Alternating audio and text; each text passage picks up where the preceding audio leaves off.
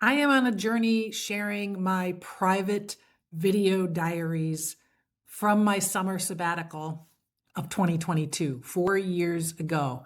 And I'm revisiting this journey because I've been preaching about it for quite a while. I've been preaching about taking a break. I've been preaching about taking a sabbatical. And I've referenced my own several times as I've shared my story with you. And I just thought, okay, well, let me show you what it looked like and how it played out. And obviously, it'd be different for everybody, but I thought maybe you can start to see what could happen for you as you take yours. So, we're going to start with day number 37 of my 3 month sabbatical. By the way, my name is Amy Palmer. I am your Gen X big sister. And let's take a look at what I had going on day 37. Hello, everyone. It's Amy coming at you live from Dewey Beach on day 37 of my summer transformation sabbatical. Let me show you what I'm looking at right now.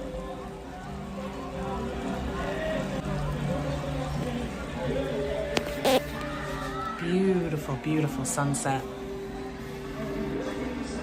And the water just looks like glass. Absolutely gorgeous. Yes, the party is beginning. It is Dewey, after all.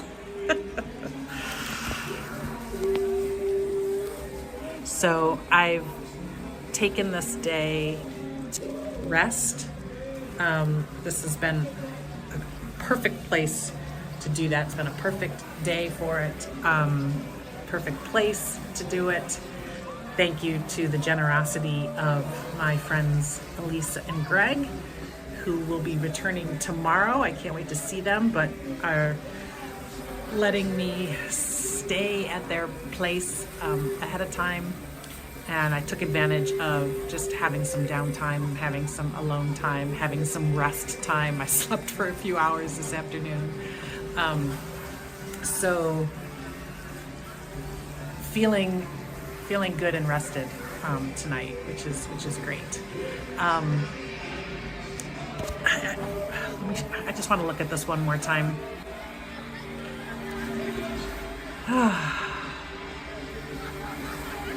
do have something I want to talk about, but I just wanted to take a moment again. Gorgeous, gorgeous sunset. Okay, let me move inside so you might be able to hear me better.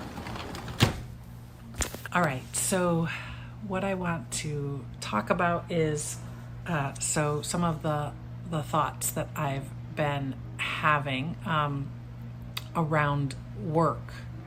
I've been thinking and reflecting on a lot of things and journaling and just thinking, and even the driving from location to location has been therapeutic because it's given me some great time to think. So work. I've wanted to think about why did I get to such a low place, and why did it feel, did it get to the point where it was toxic or feeling toxic, and why did it spill over into the rest of my life, sort of take over, to the point where I just had to take a rest.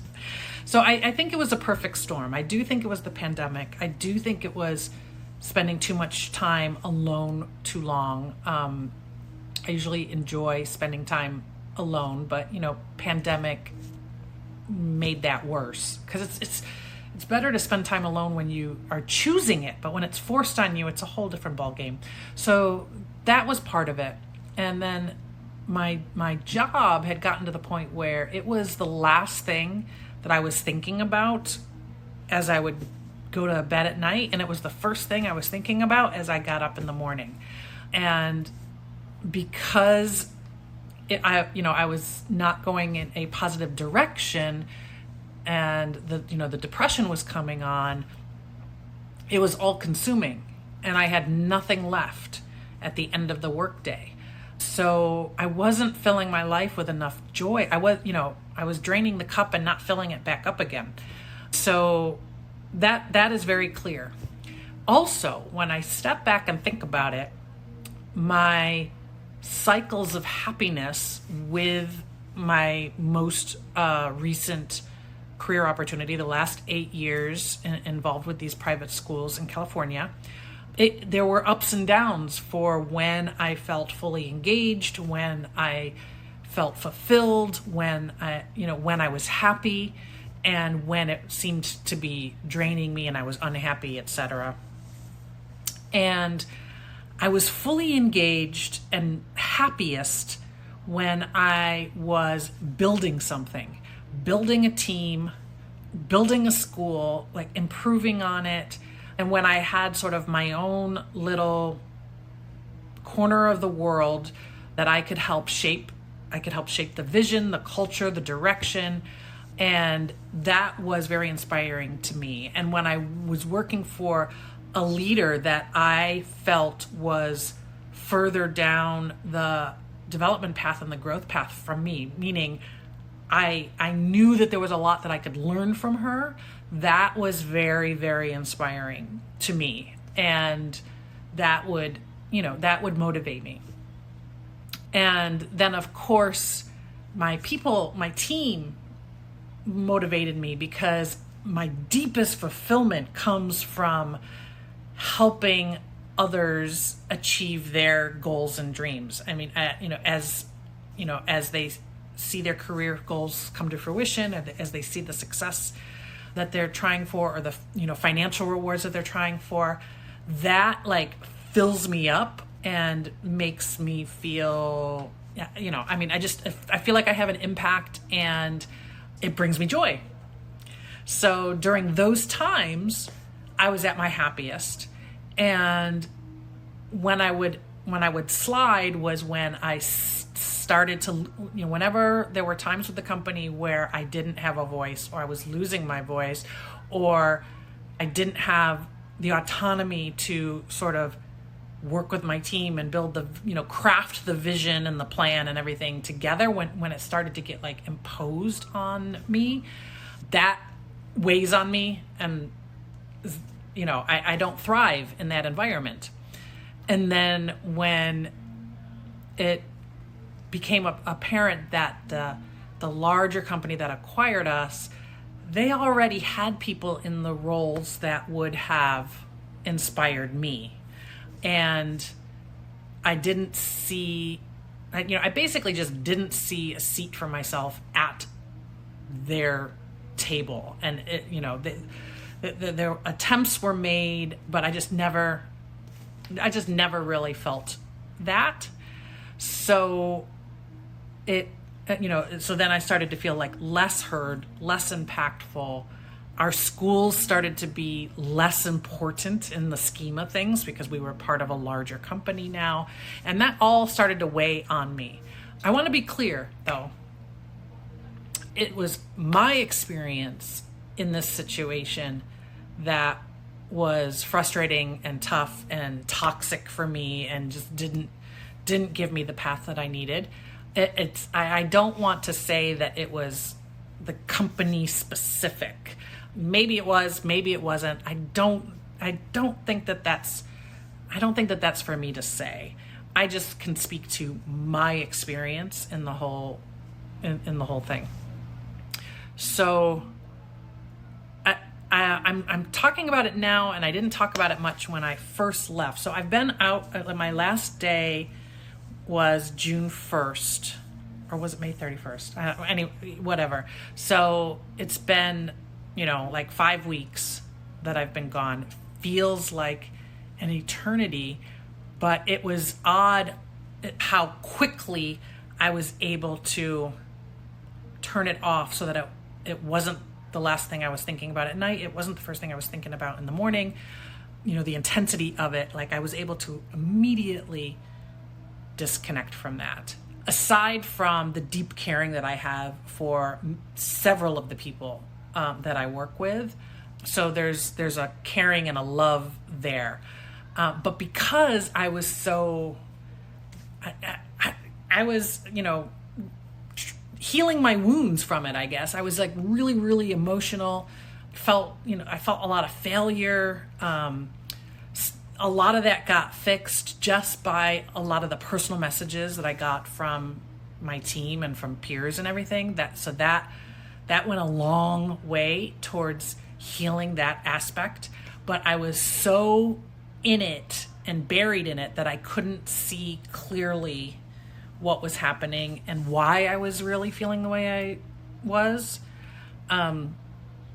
So I think it's important for me to reflect on this, because as I look at my next opportunity, and that's what's interesting, is I've had a handful of opportunities, employment opportunities, very similar to what I was doing, come to me, and I haven't searched them out. They've come to me, and I very quickly found myself mentally and emotionally going down the same path. And I was like, well, maybe this just isn't, maybe just this just isn't for me at this point. Maybe there's something else I need to do, something on a different level.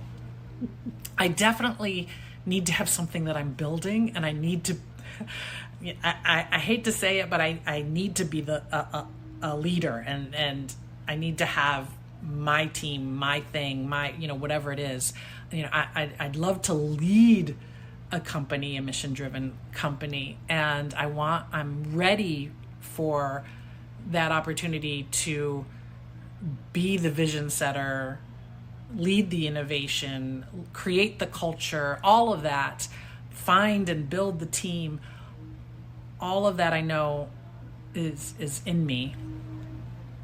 And on the other side, there are a lot more creative things that I'd like to do on my own that also thrill me. I'm thinking very, very seriously about starting a podcast series. I've been thinking about that for a while, and the thought has not diminished in any way. I'm starting to get some clarity on the focus of the podcast and who it would be for, and I'll talk about that at another time. So yeah, so that's where I am in terms of work. Still not generating any income, but I still do have a couple of irons in the fire in terms of some contract work, which would be fun. And it's using a skill set that I've honed for a long time.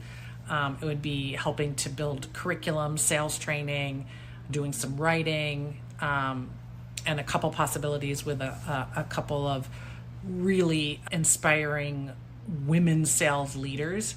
So those are some irons in the fire, and should have some direction on that pretty soon. So this is a longer post today, but I just wanted to share just one area that I've been thinking about and sorting through. I do want to say that, and this probably needs a deeper dive too, but in the conversations that I'm having with people as I'm traveling around, as I'm visiting and reconnecting and seeing people, and they're asking me about this sabbatical, they're asking me about this journey. Many of them have been watching my videos. So many people are struggling in a very similar way in different aspects of their lives. And many of them are struggling with work and career and whether or not, this is what they need to be doing. So I think that I don't necessarily think that you have to, quit your job without a job and, sell all your stuff and move across country. But I do think it's beneficial to find a way to get some quiet time and just think and reflect and receive. So those are my thoughts on that. Have a great night, everybody. All right. So apparently a lot of these things that I'm doing now were already starting to get born this early, day 37 of my sabbatical.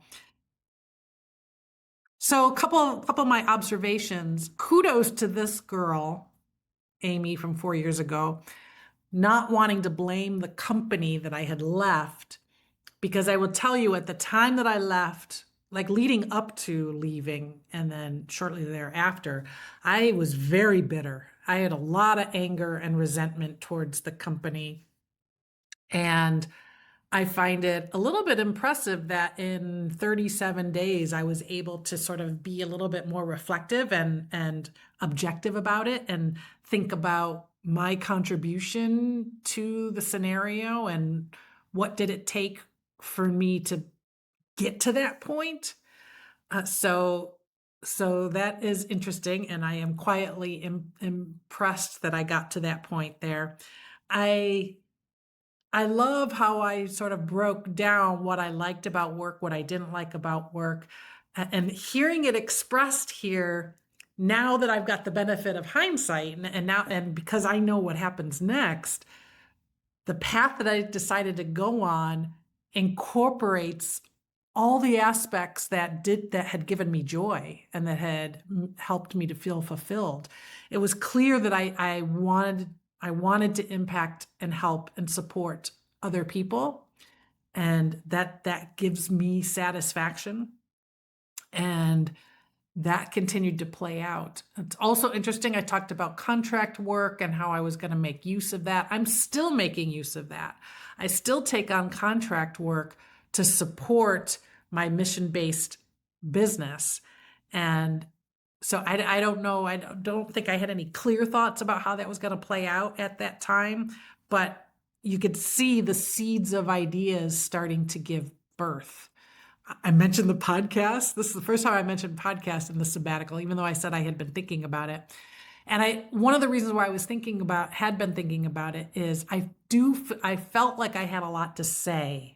And I felt that I had had so many years of not being able to say it and not being able to talk about, private personal topics and things like that because of my, corporate executive role, that I wasn't able to just fully be myself and talk about personal things. So really cool to see that start to get born. And it was a nice reminder to hear about the words of affirmation that I got from my former employees and colleagues and stuff like that. I haven't forgotten that happened. I did not retain the details of it. That happens with life, right? Like when we get positive stuff from somebody and somebody says good things or does good things, it doesn't get locked in my memory, like the details of it, the same way a negative, like if somebody said something negative to me or whatever. So I wish I remembered some, but I do think I kept some of the notes and stuff. So somewhere in my storage unit, I have like the notes that I received. So I'll find them at some point. So 37 days in, and I'm starting to have ideas and thoughts around what's going to happen next. Let's take a look at another day. We can do like one more. Hello, everyone. Happy Friday. I'm coming at you live from Dewey Beach, Delaware on this gorgeous, gorgeous day. Today will be a short entry. First, let me show you what I'm seeing.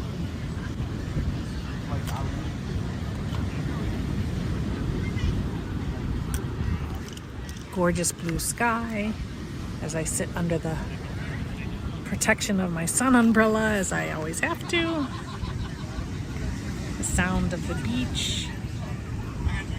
Although the rows of people in front of me have sort of blocked my view of the water that I had.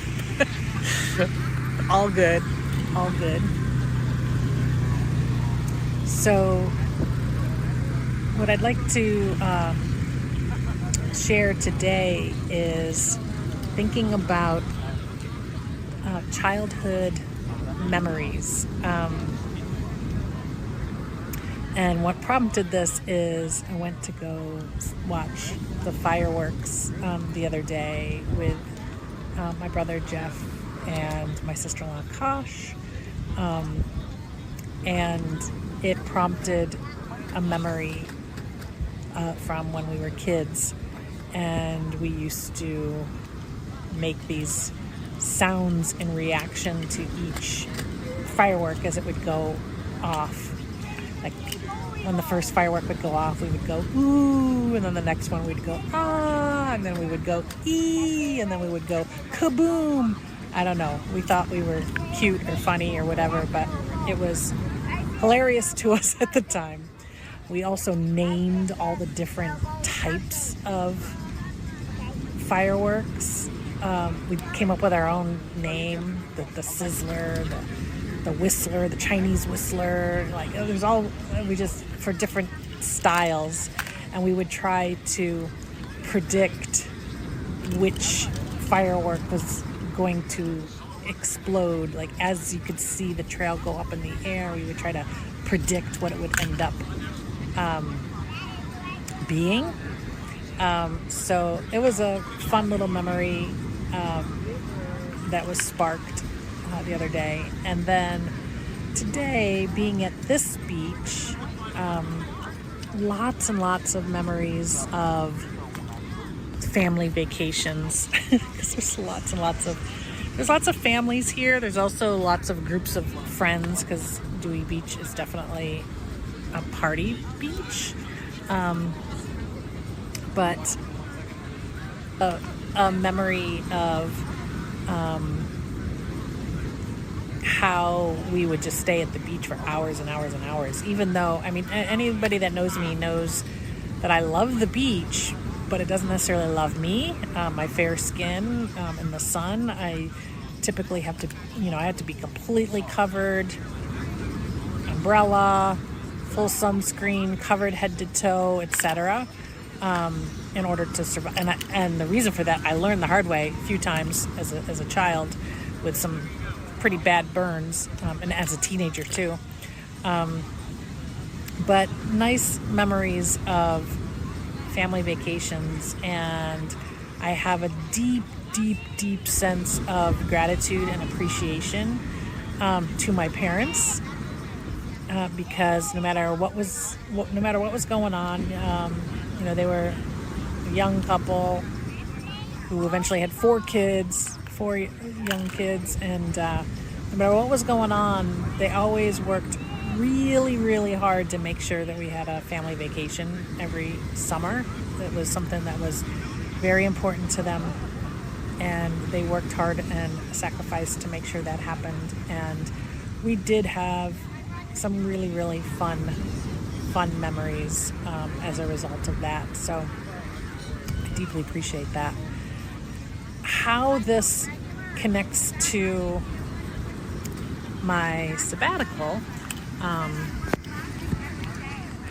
is I've always sort of felt, I've actually, from the time of being a young adult, maybe even high school or college, I always felt like I wanted to somehow get back to who I once was as a young child, like 4 years old, 4 years old. I feel like when I was 3 or 4 years old, I was at the full essence of my being, of my personality, and my memory of myself at that age is full of life and love and happiness and joy.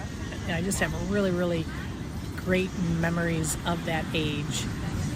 And I feel like life and hardships and other people and other things sort of start weighing on you, and bringing you down and impacting who you are and changing who you are. And then I started to change to be who I was supposed to be, or whatever. But anyway, I've always felt like I wanted to just really get back to my true self. And it just prompted me thinking about, who is that? What is that? Like, so if I, what, what does it take now? And I feel like this process has been a little bit of that, of just getting back to my true self, peeling away the layers. So think about it. Like, when in your life do you feel like you were most closely your true self? And what makes you say that? What makes you pick that time? What was it about you that made you feel that way? So it might be worth pondering on that. Thanks. Have a good one, guys. What a good question. How old were you when you feel like you embodied your fullest, truest self? And why was that? It's still 4 years old for me, but I do feel like this journey that I've taken over the last handful of years has been getting me to that point. And I feel closer to 4-year-old Amy than I have in a really, really long time. Like, just getting closer to her principles, her sources of joy, her perspective on the world, all of those things.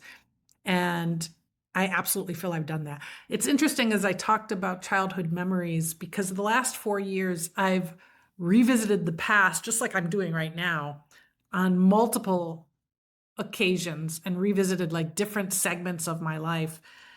And it, as an adult, like once I graduated from college, I left home, left my hometown, and worked very hard to get far away. Like, I wanted to experience a bigger world. I wanted to get as far away from like my family and my town as I possibly could. And I did that successfully for many years and decades. And I think this sort of like coming home period that I was having during this sabbatical was bringing up old memories, and I was starting to like make connections. Things were getting prompted that I think hadn't been getting prompted prior to this, because of the distance and because I was like so into my life that was so foreign and far away from everyone that I had known. So, eesh, I'd be curious to hear from you when you think of like, when were you closest to being the highest, best version of yourself, and what was that age and why? I'd love to hear that. I'd love it. I don't think I'm going to look at another one today. I think we'll pick up where we are for the next one. Thank you so much for taking this journey with me. I hope it's kind of showing you how things can start to unfold, how clarity can start to show up, how important rest is. I love that I keep identifying that, and keep talking about. I didn't realize that I was preaching about taking breaks and getting quiet back then. I thought that that was like a more recent thing that I had been talking about, but apparently not. I've been talking about it for a while, so please start listening. Anyway, my name is Amy Palmer. I am your Gen X big sister, signing out.